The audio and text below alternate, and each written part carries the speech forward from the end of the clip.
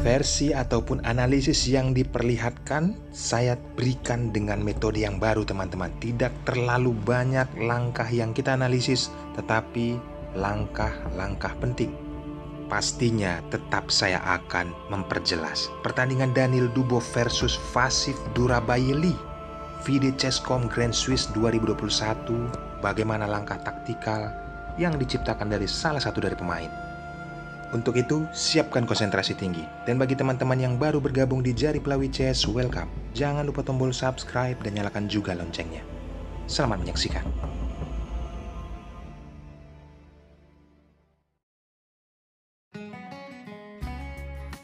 Vasif Durabayli, pemegang buah putih, memulai dengan pion ke E4, dibalas Daniil Dubov pion ke E5. Putih pengambangan kuda ke F3, hitam kuda ke C6, membawa gajah ditempatkan ke B5. Terjadilah pembukaan Ruy Lopez, teman-teman. Hitam memainkan pion A6, Morphy defense.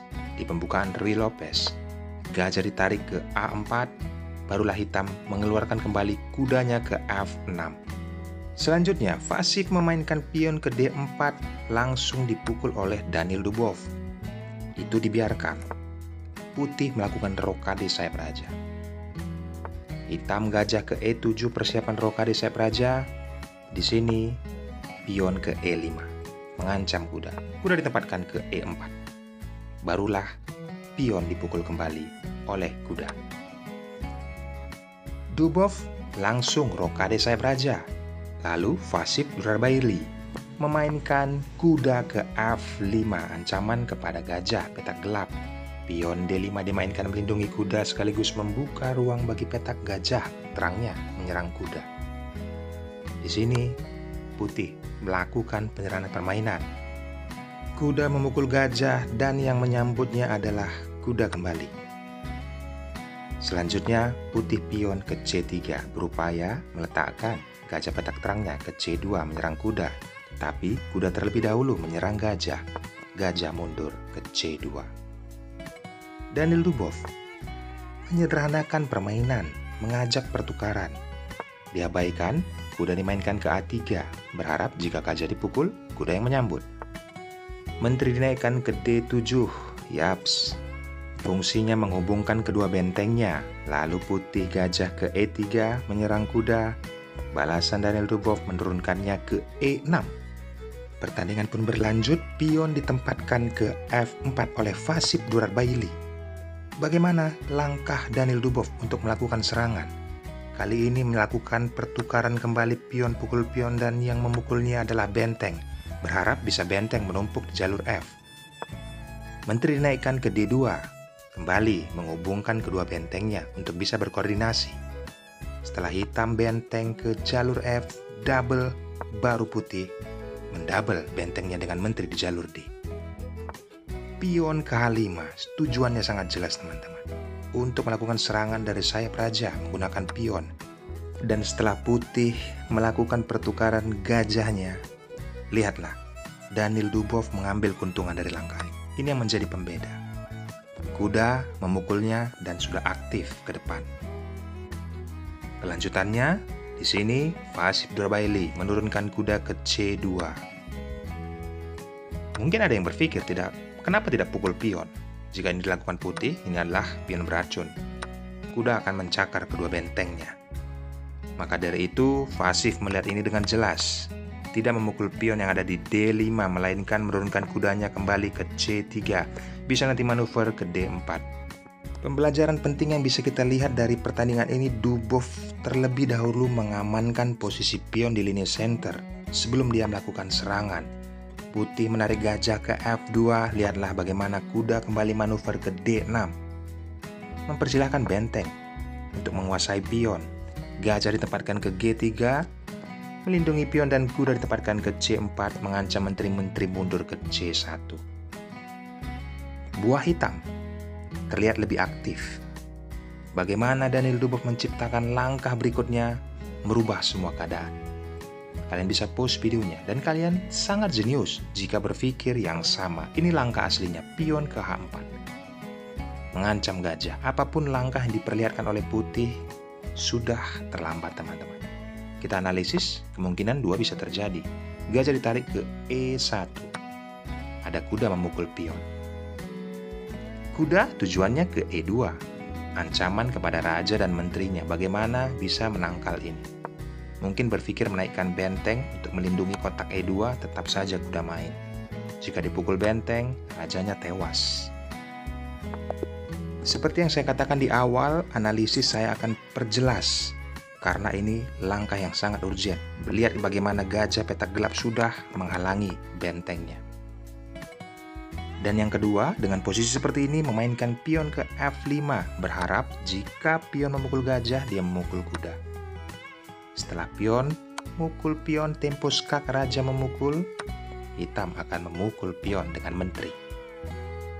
Posisinya diunggulkan untuk hitam. Lebih agresif ke depannya teman-teman. Apalagi jika di sini putih menempatkan benteng, berharap bisa mengancam menteri, langsung saja benteng pukul benteng. Disambut, dipukul kembali, penyerahan permainan terjadi, menteri pukul benteng, kuda kembali mendapatkan pion, unggul 2 pion. Kelas Grandmaster, unggul 2 pion, sudah sangat jelas kemenangannya teman-teman. Untuk itu kita kembali, langkah aslinya, pada saat gajah diancam, Fasib Durabaili memukul pion dengan gajah. Apa konsekuensinya? Kuda memukul pion. Ancaman kuda ke kotak E2. Walaupun di sini sudah terlihat ada perlindungan dari benteng ke F2, sudah tidak bisa lagi skakmat karena gajah tidak menghalangi tadi yang sudah kita analisis. Maka dari itu Daniel Dubov punya rencana lain. Menempatkan langsung menteri ke G4. Tujuannya sangat jelas, mengancam gajah. Dan lihat di sini pion yang ada di G2 sedang dipaku. Langkah aslinya gajah memukul benteng. Daniel Dubov mengambil tempo skak. Raja bergeser ke F1. Lanjutannya barulah kuda memukul benteng. Raja mengambil kuda tersebut, benteng memukul gajah, tempo skak. Masih dilanjutkan dengan kondisi seperti ini, menurunkan raja ke G1. Menteri ke E2. Ancamannya benteng ditempatkan ke F2 oleh hitam. Di sini Fasib mengancam menteri. Langsung menteri tempo skak di F2. Lihat teman-teman, raja bergeser ke H1.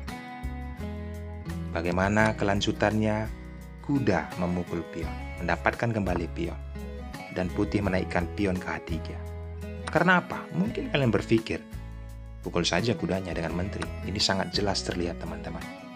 Langsung hitam memukul benteng, mengambil tempo skak. Dipukul kuda, skakmat benteng. Tak terhalangkan. Untuk itu kita kembali, jelas tidak akan bisa memukul kuda tersebut dengan menteri, melainkan menaikkan pion ke H3 membuka ruang bagi rajanya. Tetapi pada saat benteng ke G6, pion ke G4. Kita analisis lagi, jangan pernah berharap dengan kondisi seperti ini pada saat benteng ditempatkan ke G6 oleh hitam, mungkin putih bisa menempatkan benteng ke G2. Ada kuda langsung mengancam menteri. Bagaimana kondisinya? Menteri ke D1 mengancam kuda, seolah-olah menteri hitam menempatkan ke G3 menjaga kuda. Kuda ini sangat memiliki peluang ke F2, ancaman skakmat. Walaupun terlihat dihalangi oleh menteri, tetap saja kuda ke F2. Harus dipukul kembali, dilanjutkan 100%, selesai permainan teman-teman.